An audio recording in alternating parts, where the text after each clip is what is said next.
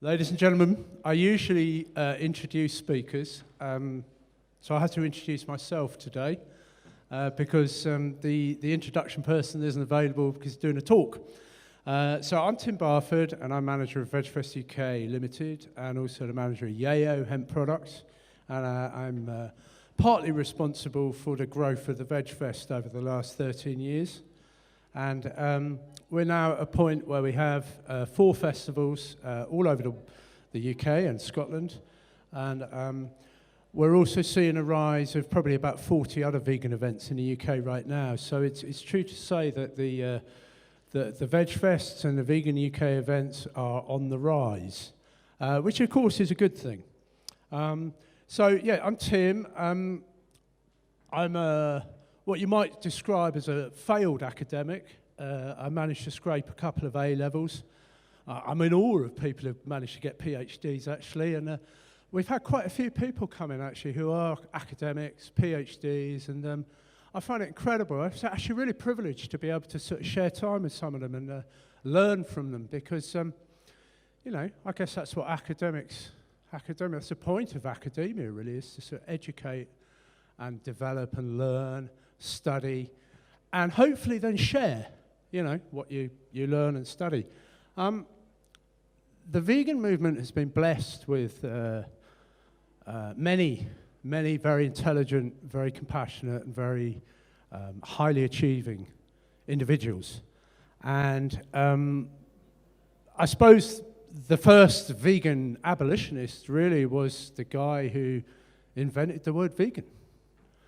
Donald Watson, back in 1944, 1945, as he came out of the war, he was a conscientious objector, and Donald Watson had this vision of peace, and he invented the vegan concept.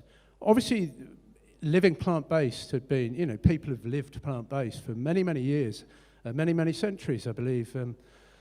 Pythagoras was plant-based, there was Socrates was plant-based, you know, there's been historical people of influence who've been plant-based. But I think what Donald Watson did was he developed the whole idea of, you know, this isn't just a diet, and indeed it's not just a lifestyle. It's a philosophy. It's a way of life. And it's a way of life that embraces non-violence and embraces justice. And so, in a sense, veganism has always been about abolishing the use of animals. So when we now come to, you know, the abolitionist approach, it's also worth remembering that, well, I mean, abolition, you know, the first time I heard the word abolition was in relation to slavery. When the abolition of slavery began, actually, I believe, in Bristol in 1789, or was it 1778, one of those years, somewhere around there. A sort of guy called Thomas Clarkson was credited as sort of raising the flag, as it were, for abolition. And he came to Bristol, which of course was doing incredibly well on the slave trade.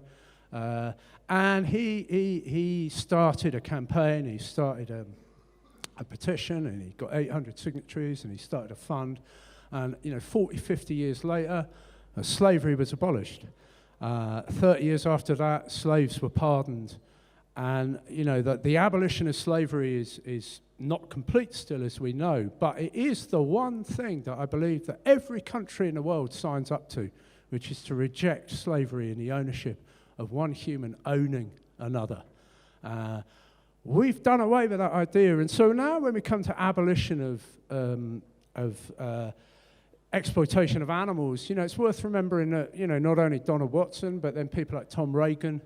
Tom Reagan was talking about abolition back in a very famous speech, actually, in 1988, you can see on YouTube still, where Tom Reagan talked clearly about abolition of exploitation of animals. But when we come to abolition now, we're talking generally in the framework of 2 people who have developed what we call the abolitionist approach to animal rights. If we could have the next slide, that's it. Yeah, we're working well. So Professor Gary Francione and his wife Anna Charlton must take, you know, a good deal of credit for developing the abolitionist approach as we know it today. And indeed, this is a copy of the picture of Gary and Anna's new book, which came out before Christmas. Highly recommend it. Do read it. It's a really good read. Gary's managed to simplify his approach into basically 100 pages or so, very clearly, easily written. And part of what I'm going to do today, briefly, is just sort of talk through some of the 6 principles of the abolitionist approach.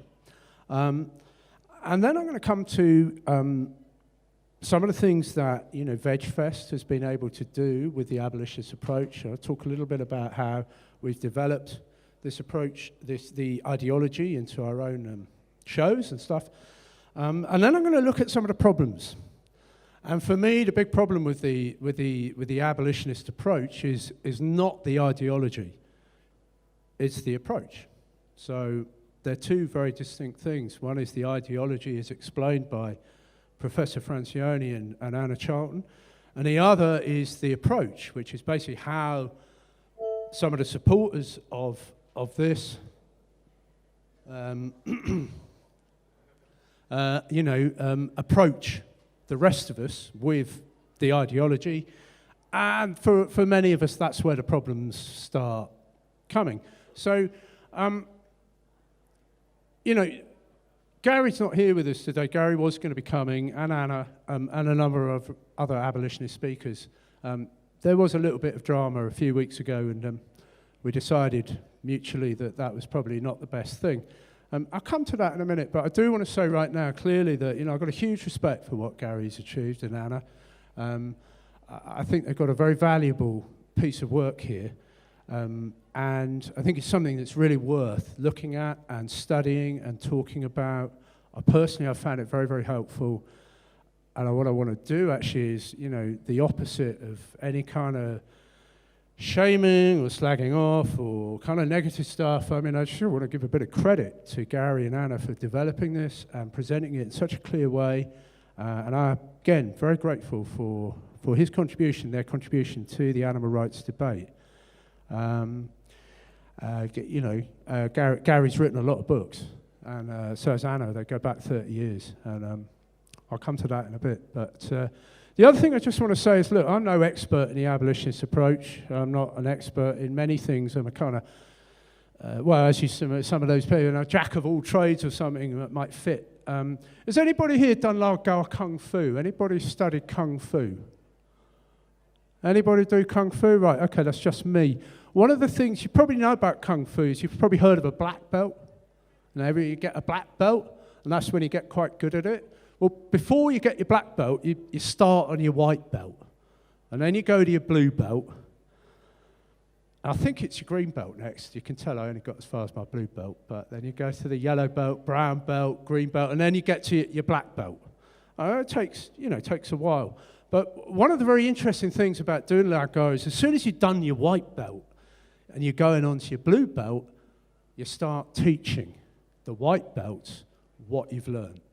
And it's a really important principle of Lao Gao Kung Fu is that you actually, as soon as as soon as you get up a grade, you start teaching the grade that you've already learned. And so, in some respects, I would liken that. My analogy is that in some respects, I'm like a blue belt on the study of abolitionist ideology. I'm relatively new to it. I would no way claim to be any kind of an expert, but I have studied it. I've debated it. I've read the books. I've looked at the ideology. And I feel, qualified to share some of that knowledge with people, not on the grounds that I'm in any way an expert, but more as a novice and a beginner. But I feel that it's a useful exercise. So if there are people who've perhaps greater depth of knowledge in the audience, and of course people watching on film will, have far more experience than me in these ideology, I just ask you to respect the fact that I am, relatively new to it, but feeling that it's important enough to spend some time looking at it, talking about it, and sharing some of it. So here we go. This is the abolitionist approach as developed by Gary and Anna specifically. And we'll go on straight away to the first principle. There are 6 principles. I'm going to look at the 5 of them that kind of I think we mainly all agree on. Obviously, I say we, that being quite a lot of us who talk about these things. I think most of us agree on 5 out of the 6 principles. It's really only the 6th principle that starts getting problematic, which is actually principle number 2. So what I'm going to do, I'm going to look at 1, 3, 4, 5, and 6 briefly before we go on to principle 2.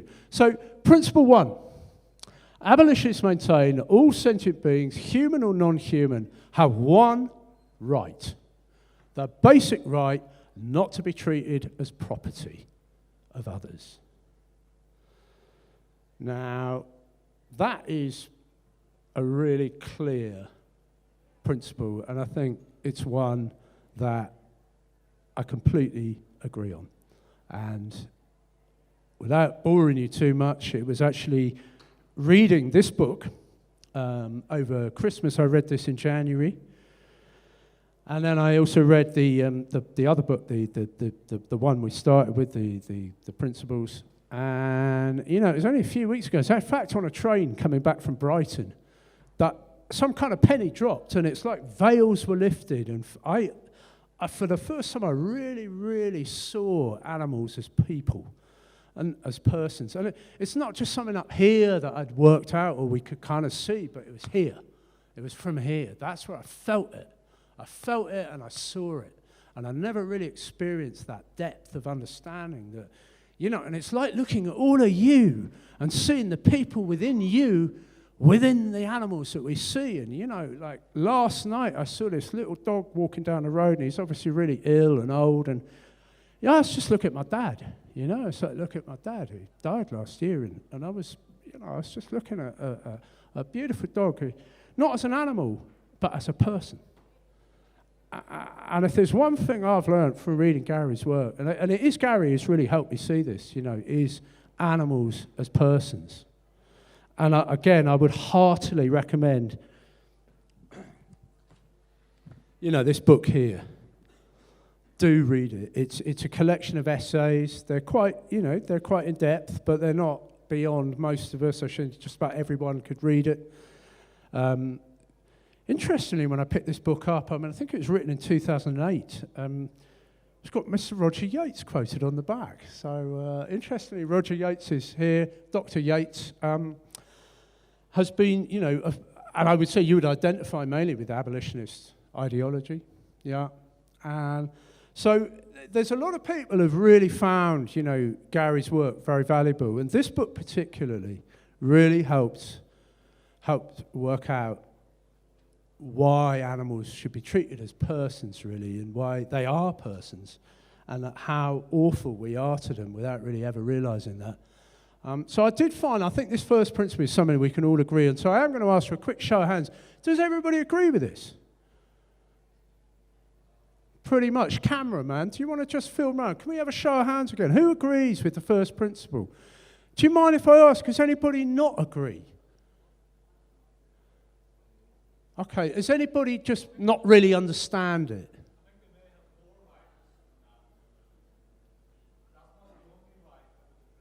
No, this is just principle 1. Oh, I see, yeah, but this is the one right that we start with. I think that'll come too, but the basic right that not to be treated as property. So that's interesting. We basically all agree with that. Number 2. Well, principle 3.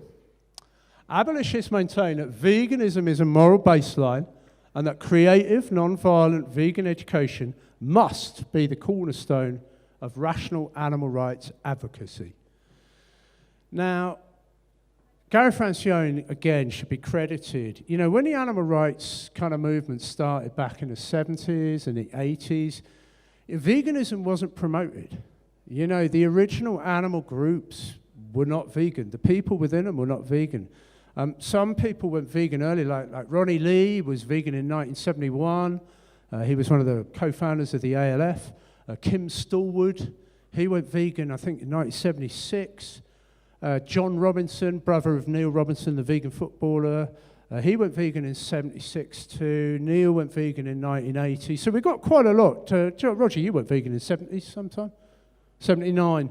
Now, at that time, it was like, you know, veganism and animal rights were not really associated. And so you had a whole load of people doing animal rights who were eating animals. And I remember going on my first demo when I was 18, and Huntsab's 1981 Hyde Park Corner, and I remember there was these protesters there, and they were dressed in leather and eating beef burgers. And I mean, I'd just gone through a veggie at that time. I was like, "What on earth are you doing here? Why are we going after Why are we going after the hunters and yet eating burgers and wearing leather?" I mean, even then, to me, it just didn't stack up. And even now, here we are, 30 years on. We've got campaign groups out in this very room, all around us, who are not vegan, do not promote veganism. In fact, some of them even reject veganism on the grounds that it puts people off, or it puts off their donors, or it's divisive, or it's this, that, or the other. And it's astounding, and I think Gary's got a massively good point here. Bottom line is, if you care about animals, the least we can do is be vegan. And therefore, it makes sense to teach vegan. If that's what you are, vegan, well, why not teach it too? Anybody who was here yesterday for the Effective Factor, especially the second half, saw some incredible, creative, non-violent vegan education. It was astounding. I mean, some of the things that people are going out and doing on the streets, it's just incredible. At the same time, we do see a lot of other campaigning going on. Could be problematical, could be less effective, could be even working against the whole movement to get people to go vegan and to stop the exploitation of animals. So again, I personally agree with both of these principles that, vegan is the bottom line. If you care about animals, there is no other rational thing to do but go vegan. And if you want to help people go vegan, well, then it makes sense to do some vegan education. I mean, it's not rocket science, but I agree, and there's a lot of people who don't agree. Let me ask again, anybody here disagree with these two ideas? Anybody disagree? Okay.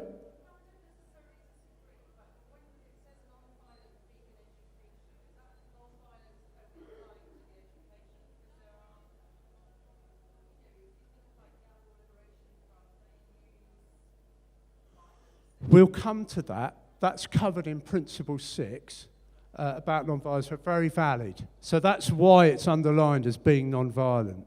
Because I agree with you, it should be non-violent. Yes, Vanessa.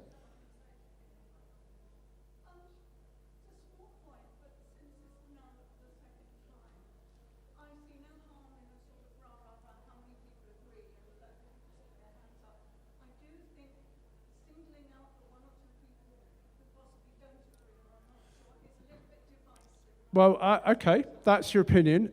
If anybody agrees with Vanessa and doesn't want to stick their hand up, that's their choice. But as the lady here exercised her choice to stick her hand up and make a valid point, really I'm just opening it up to people. There is no division going on. This is a discussion or a talk about these principles. So, but again, I would like to see if anybody... All right, well, let's have a show of hands. Fair point, Vanessa. Let's just look at who does agree, rather than singling out who doesn't agree. Who agrees? Okay, pretty much everybody agreeing. That's great. I agree with it all, I must admit. Okay, moving on, number 3. Okay, this is Principle 4. Now, the abolitionist approach links the moral status of non-humans with sentience alone, and not with any other cognitive characteristic. All sentient beings are equal for the purpose of not being used exclusively as a resource. Which basically means, as I'm sure most of you can see from that, it doesn't really matter, if you're sentient, that's enough, And I think putting it in, sort of everyday terms about, say, look, a lot of animal campaigning is about, well, here you go, look at Cecil the lion. This huge outrage over Cecil the lion. And yet, where's the outrage over, so many other aspects of animal things? We don't seem to care too much about little baby chicks. They don't seem to count like big lions, with all their beautiful fur and what have you. We seem to think dolphins matter more than sardines. They don't. They may or may not be more or less intelligent, but they don't matter more or less, they matter the same. So, and it is true, and I think, the animal movement has been in danger, or quite clearly does have, different judgments of value based on cognitive characteristic. So again, I agree with this, that it's sentience alone, it's the fact that you exist that matters.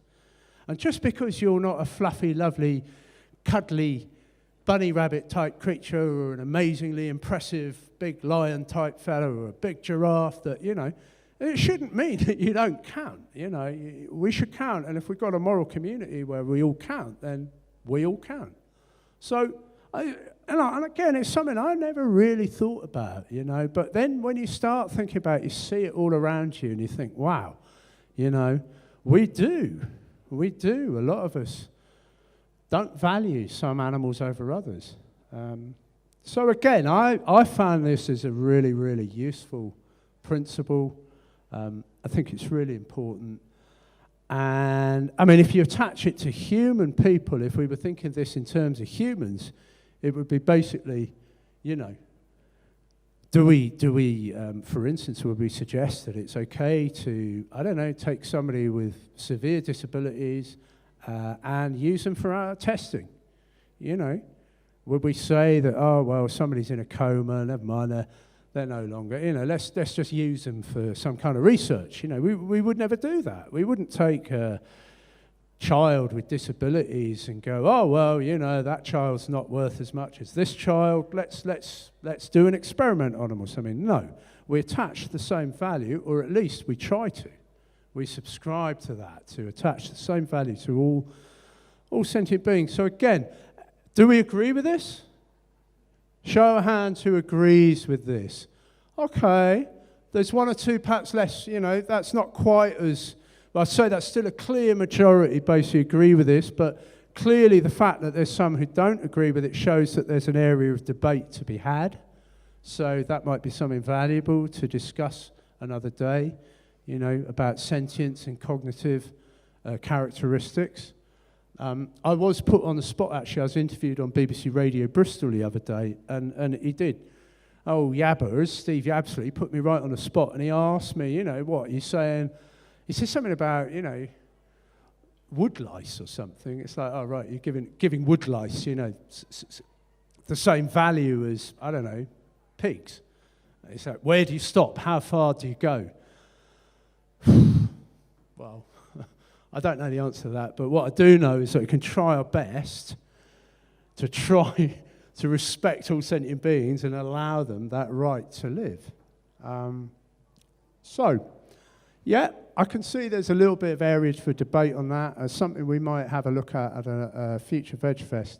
But again, I think most people agree generally. They can see clearly, they can see that it's a principle of value, and even if we don't necessarily all agree on it, there's a grey areas perhaps, I still personally find it very valuable. It certainly helped me in my own education to understand, how we all fit together on this planet. Okay, so coming on to the principle 5, which is, now this is interesting.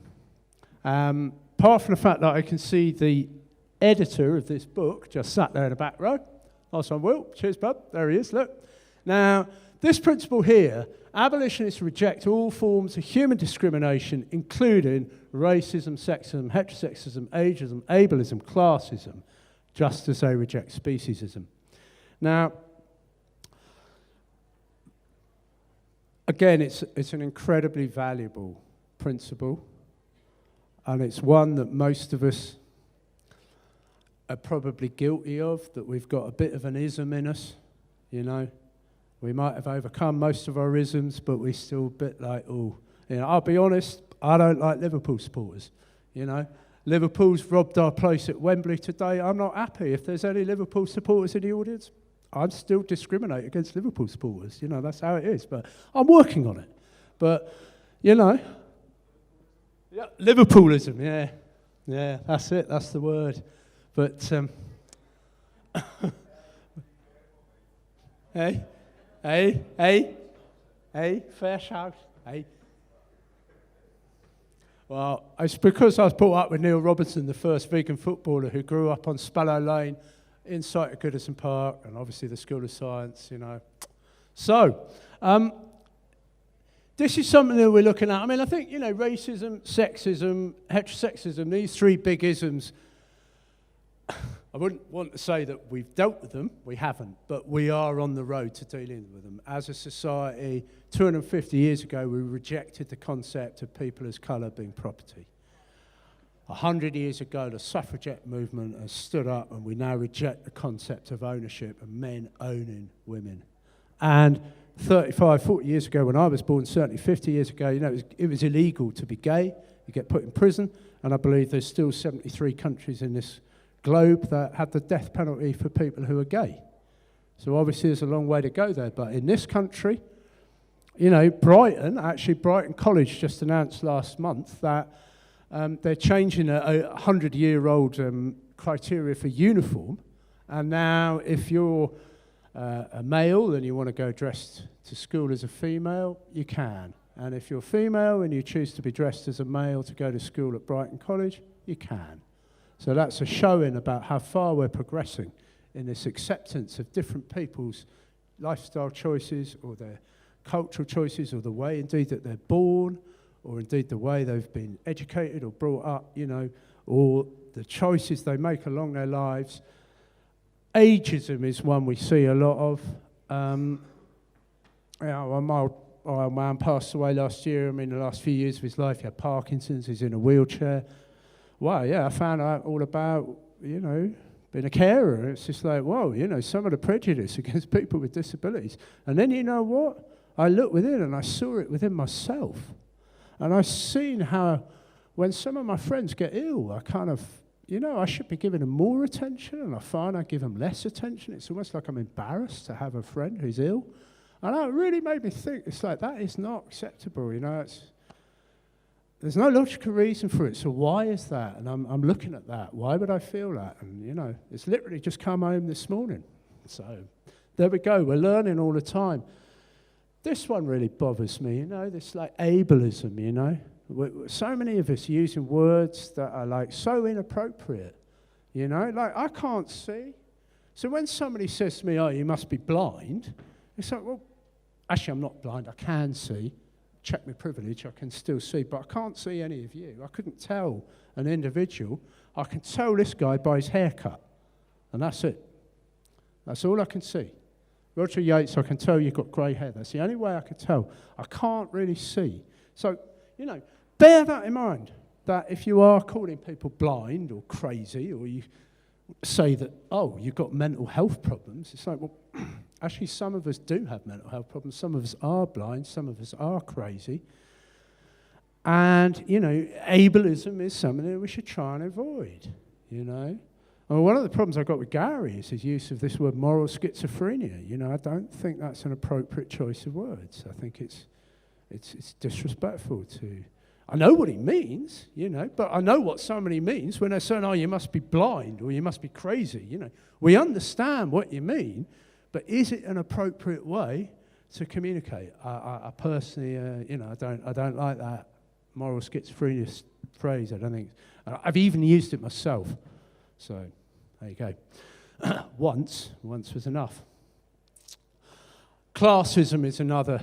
I know classism is British, especially. You know, we've got classism all through us, and it's really difficult to overcome that sometimes. But again, do we all agree on this in principle? Yeah, most hands going up that we reject all forms of discrimination, including any of these.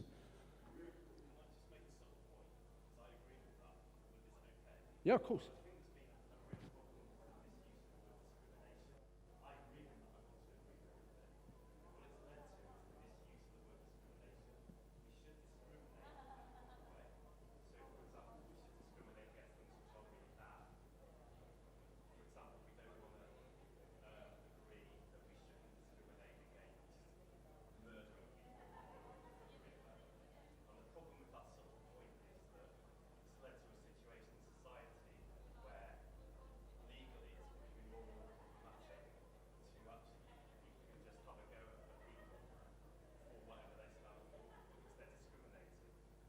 Yes, I think that's a valid point.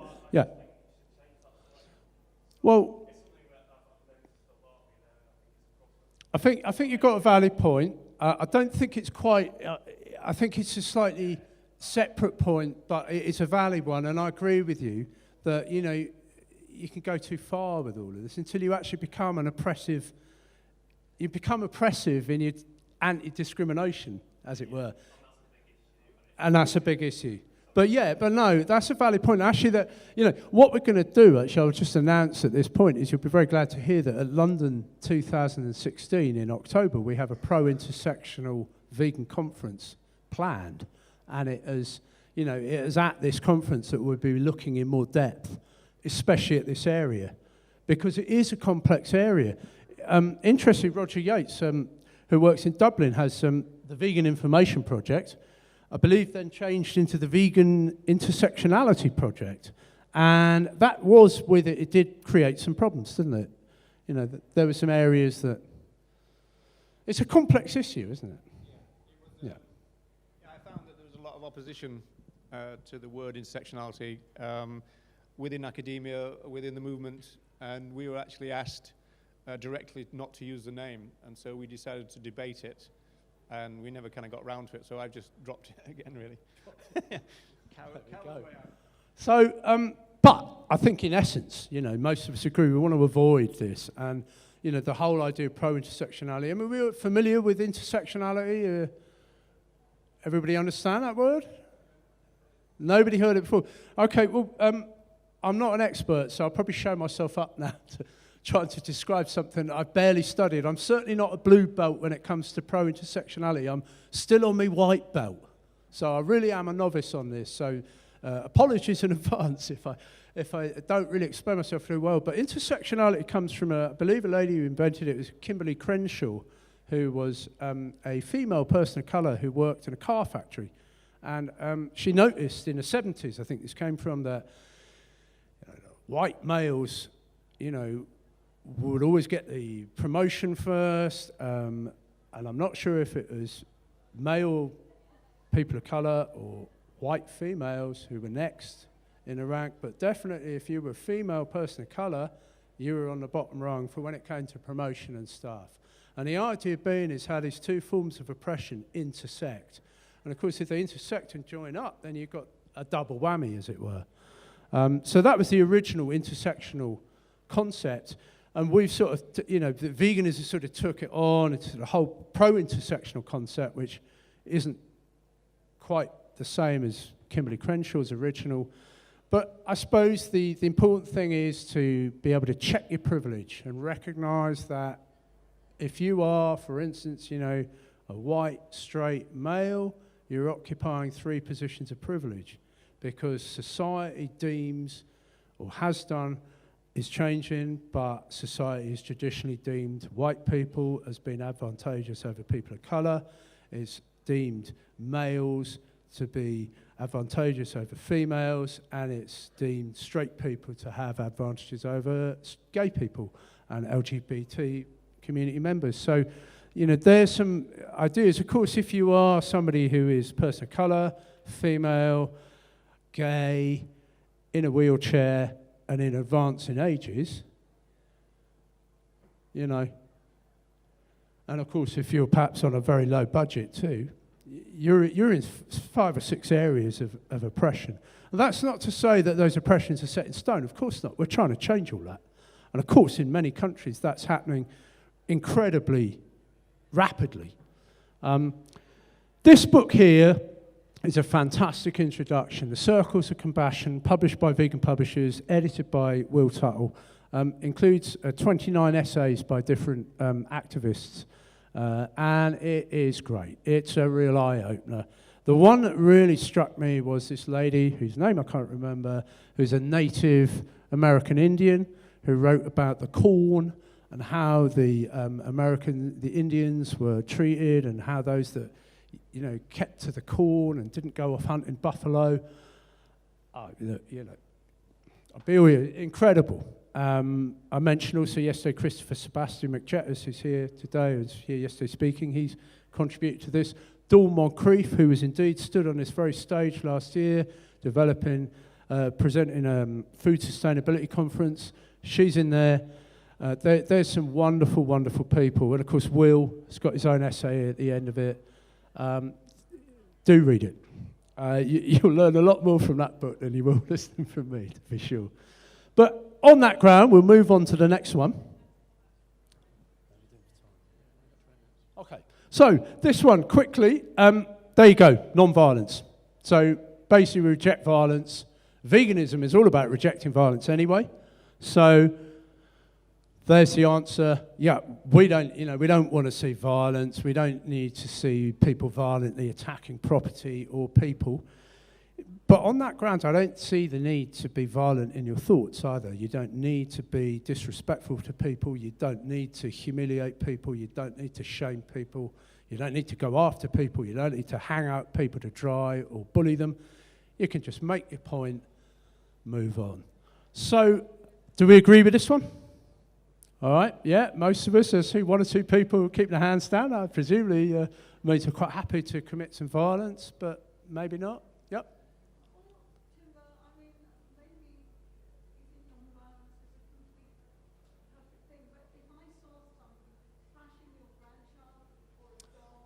Okay. No, but Vanessa, let's be clear here.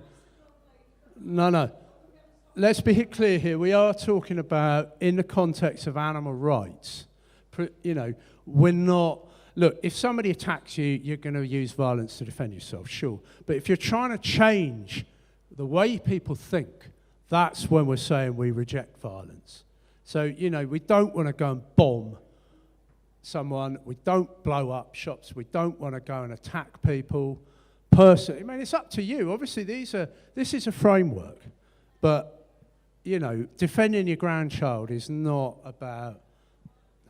So I'm going to move on here because we've only got 15 minutes left already.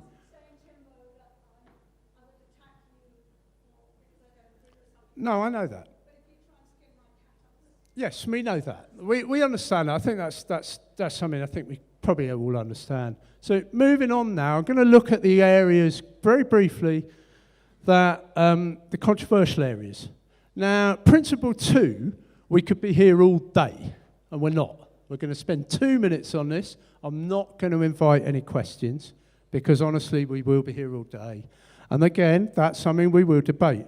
But abolitionists maintain that our recognition of this one basic right, which is that animals are persons, not property, that we should abolish and not merely regulate institutional animal exploitation, and that abolitionists should not support welfare reform campaigns or single-issue campaigns. Obviously, highly controversial. I'm just going to deal with the first bit, first of all, which is about welfare, because I think that's, slightly separate. I mean, welfare, I really understand, you've probably heard about all this, they're increasing the sizes of cages and having animals stunned before they're slaughtered, and I'm really with Gary on this. Actually, I read Gary's book, not that one, this one.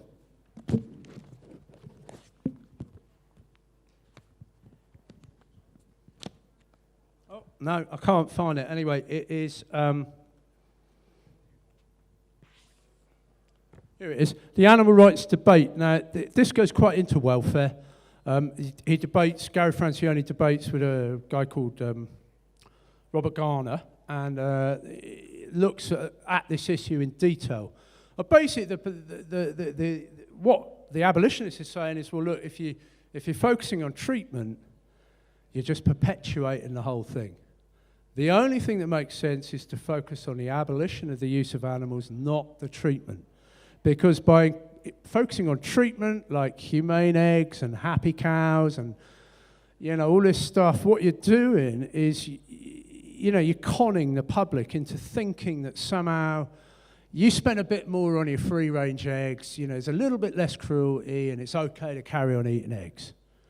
And Gary has pointed out that every single welfare reform ever has always been based on financial benefit. So, for instance, the veal crates, stunning cattle before you slaughter them is mainly to stop the slaughterhouse people getting kicked and also damaging the carcass. So it's actually about improving the monetary value of the animal, not about improving the welfare of the animal.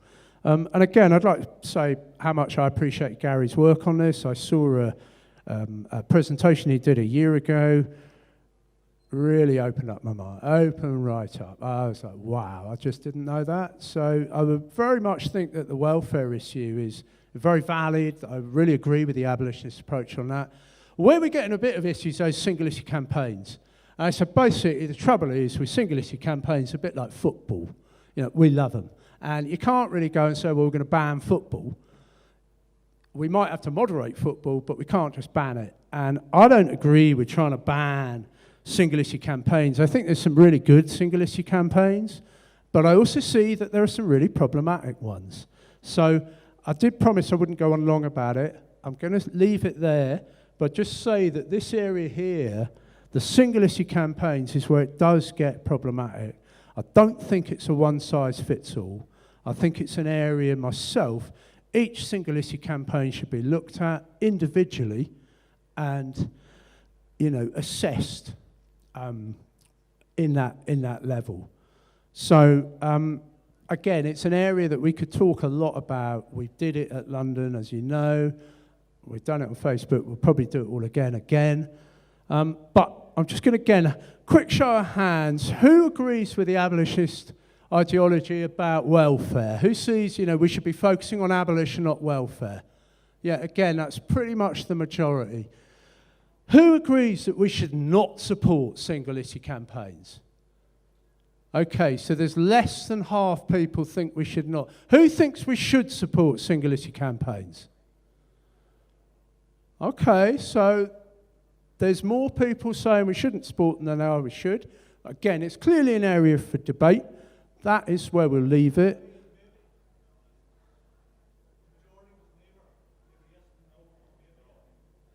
So what? Well, okay, so what you're saying is a lot of people in between. All right, who's in between? There you go. It's all about even. I'd roughly say about a third each, roughly. Whatever it's it. The point of the show of hands is to demonstrate where it's clearly amongst us and an area of debate, or whether it's an area that we pretty much all agree on. And I think it's very clear that we all debate. There's a room for debate there. So it's not a hard and fast. All right, so just now, that's the 6 principles. I personally agree with 5.5 of them. And I find it a very valuable framework. So, you know, in many respects, I think the ideology is very, very valuable. The problem comes with the approach. Now, this principle 7 is, as inverted commas, it's not in the book. It's the one that we've basically highlighted, because the area where it goes wrong is when it's all this. Vocal public criticism, calling out of the speciesism in the mainstream movement is an integral part of the abolitionist advocacy. Now, that is basically the people who support Gary Francione, his moderators and his followers, as it were, do subscribe to this in the main.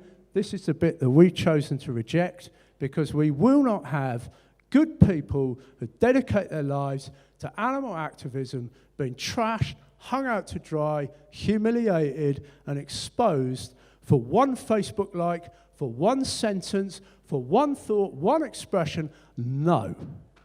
We're not going to have that, and certainly not with VegFest. I've walked around today and I've seen a number of people who have been pushed to the point of suicide. 3 times I've dealt with suicide whilst dealing with Gary Francione and the abolitionist approach. 3 times I've had to hope that somebody doesn't kill themselves. I've watched 4 good people hounded out of their jobs, left their animal rights, vegan advocacy. I've seen them all go. They've been lost. And that is because of that. And that is the bit that we reject. Me, VegfestUK, and our friends, we reject that principle. We don't think that the public criticism and the calling out of the mainstream movements is an integral part. We don't agree with that. We think there's some valid points, but what we don't like is when we go after the individuals. You know? It's not acceptable. We're not going to have it. We don't agree with it. If you do want to go after individuals like that, that's your choice, but not here. And that's why we don't have Gary Francione here today, and that's why we don't have the Grumpies, Francis McCormack, or Alan O'Reilly. That's why we don't have Ben Frost. That's why we don't have Kate Fitzgibbon here today. Because they agree with this, and we don't. And we're the ones picking up the damage for it. I'm not going to invite any questions on that. I'm going to leave that one there, and I'm going to move on to what we're doing. So, next up. Oh yeah, actually, this is just a copy of an email sent by one of the moderators, just to demonstrate this is a message that was posted on Facebook, shared many, many times. You know, it's basically public criticism calling out of the mainstream movement. Not the way you do it. It's okay to criticize, but the way you're doing it right now, we reject that.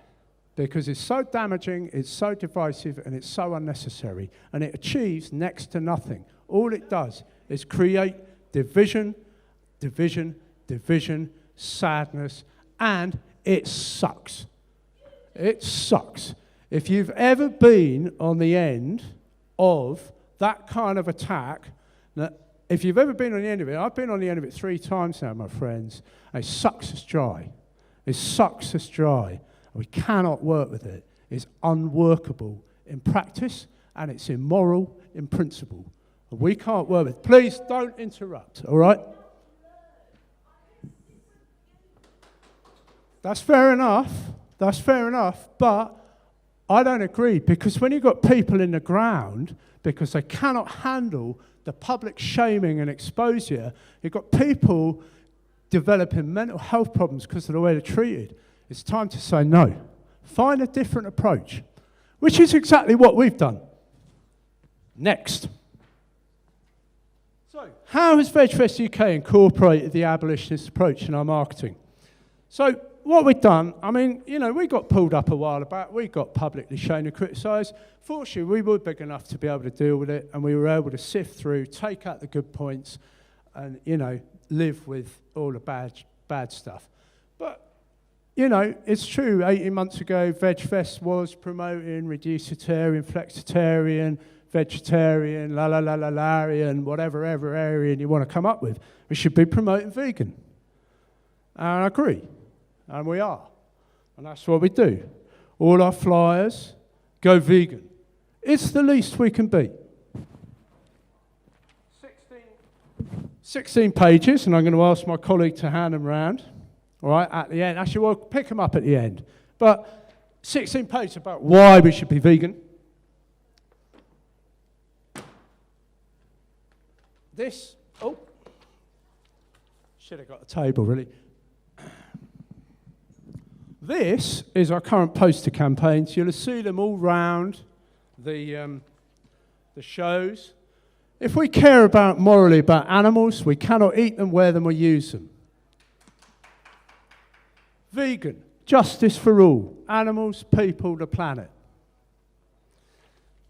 Animals are never ours to use as resources. So this is our current poster campaign. We've got billboards up in Bristol. We've got 6,000 of these posters all around Brighton, and you can see them all around the room.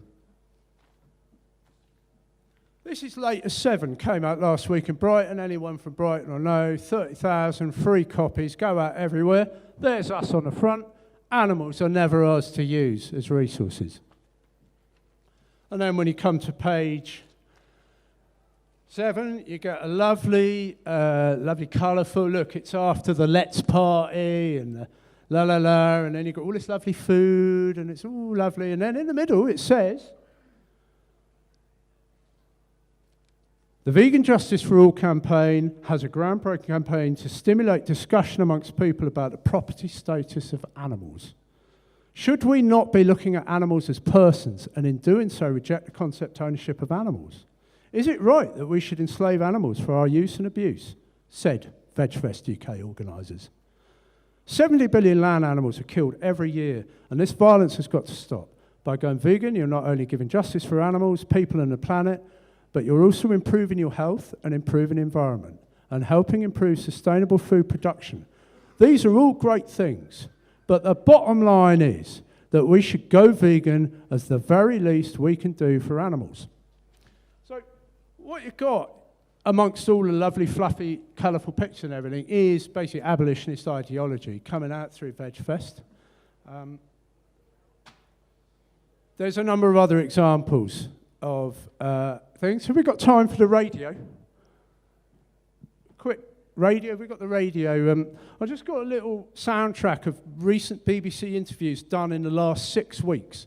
I've been on the radio 8 times this year already. I'm on about once or twice a week, quite often with BBC. And we just stuck this little compilation. This is me on 3 different BBC radio shows. Never mind about the music, that's just the... Okay, now listen up, boys and girls. You all right? Let's welcome into the studio my super bouncing, ebullient guest of the day. It's Tim Barford. Hello, Tim. Hello. The vegan evangelist. Let's talk to Tim Barford, founder of VegfestUK, which showcases vegan life. Hi, Tim. Good morning. Hey, good morning. Joining me now is the founder, Tim Barford, to talk about some of the ethics underpinning veganism. Hello, Tim, and welcome. Hello. But being vegan is about justice. Yeah, you seeing animals as equals, you say? I see animals as persons. Really, like, if you think about how you see your dog or your cat, I mean, most of us who, especially listening in Bristol, will be, love our dogs, cats. We look after them. We treat them actually really as members of our family, don't we? And we actually assign them some kind of moral value as a person. We will look after our dogs, we will do all the things we do for our dogs that we probably do for our children. So really all a vegan is saying is that to extend that existing compassion that we already have. So more than a diet and more than a lifestyle, but a whole philosophy. And it's a philosophy and an approach to life based on non-violence and justice for animals and respecting the rights of animals. I would still reject the ownership and use of animals, the exploitation of animals, Yes. and I would reject the concept of humane slaughter, happy eggs, and any kind of welfare, because ultimately animals have rights and they should be allowed to live on this planet without fear of exploitation, violence, or abuse. All right, let's just. But you've got to make a distinction between the higher animals, the chimpanzees and aphids. No, we would recognise that all animals are based, it's not on cognitive powers, it's based on sentience, the fact that they exist and breathe and live. Because if you think of it, humans, okay, now we can talk and do things like drive cars. Can we fly? Can we swim underwater? No. It's only us that says that that's a more superior cognitive force. Now, actually, if a fish could communicate, the fish might say to us, well, I can swim underwater, so I'm superior to you. You can't. Or a bird might say, well, look, I can fly. You can't. So these cognitive values that we put are actually not as relevant as the one moral value that we put on all life. And all life is sentient and therefore has the right not to be enslaved, not to be used as property and not to be owned. Okay guys, that was me on the radio. If ever you've done BBC Radio, it's incredibly challenging. You've got no idea what they're going to ask you. I've been training myself to try and come out all the time with basic ideology statements that fit the abolitionist ideology. That was me on the radio. This is us. This is our creative vegan education. This is what we're doing at VegFest. We're focusing on creative vegan education. We've already declared we don't support campaigns that fuel xenophobia. We're focusing on basic vegan education. I've got to wrap up now because we're slightly overrunning. So I'd love to go on a bit more. I do have a talk at 1 o'clock. We'll be continuing this, but looking at it more from a VegfestUK perspective and our criteria. There'll be an opportunity to ask questions then. And I will be available after the talk. If you want to come and have a private word with me, you're welcome. So just to wrap up on this, basically, I'd like to thank Gary and Anna and all the abolitionist moderators for helping develop the ideology. And I'd like to make it very clear that we reject your approach. We will not put up with some of the stuff that you do to the rest of us. We are a growing social justice movement, and a social justice movement must respect the individuals within, otherwise we won't be growing as a movement. That's my opinion. You don't have to share it, but I'm certainly standing up here to say that we reject the approach. We think that the abolitionist approach, the ideology is intact, but the approach is immoral in principle and unworkable in practice. And on that note, I'm going to just display and finish up with the moral baseline for VegfestUK. VegfestUK, look, I agree with the moral baseline. We should be vegan.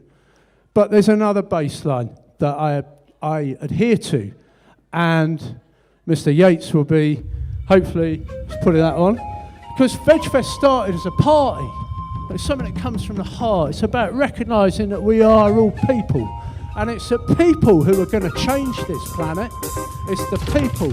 And if we can't get together and just feel a bit of unity and a bit of old school love for each other, if we can't all come together, never mind whether we're this, that, the other or whatever, if we can't all come together as people and join together and feel something and act together, we're not going to achieve what we want to do. That's my opinion. So my message is that the moral baseline for VegfestUK is, here it is.